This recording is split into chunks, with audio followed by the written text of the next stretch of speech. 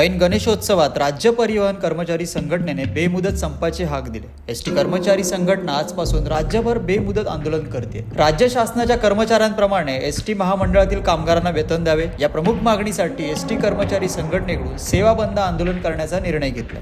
त्यासोबतच आर्थिक बाबी, खासगीकरण अशा विविध मागण्या विधानसभेची आचारसंहिता लागण्याआधी मान्य करा असा इशाराही एसटी संघटनेने दिला। एसटी कामगारांनी संयुक्त कृती समितीच्या वतीने प्रलंबित मागणी मान्य न झाल्याने हे आंदोलन केले। एसटी कर्मचाऱ्यांच्या वतीने आर्थिक मुद्द्यांची सोडवणूक तातडीने व्हावी यासाठी काल राज्यभरात तीव्र निदर्शनं करण्यात आली।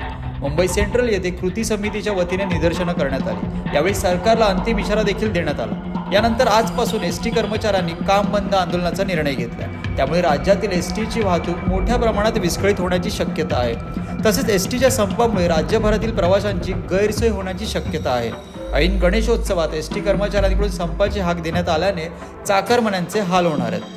राज्य सरकार राज्य सरकार राज्य सरकार राज्य सरकार राज्य सरकार अरे कोण म्हणतो घेणार नाही, घेतल्याशिवाय कोण म्हणतो घेणार नाही, घेतल्याशिवाय आमच्या मागण्या मान्य करा,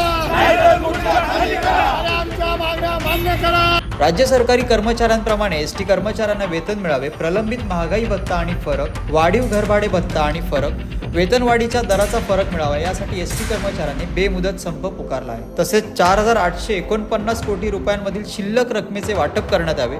त्यासोबतच मूळ वेतनात जाहीर केलेल्या 5,000, 4,000 आणि 2,500 रुपयांऐवजी सरसकट 5,000 रुपये मिळावेत अशी मागणी एसटी कर्मचाऱ्यांकडून केली जाते।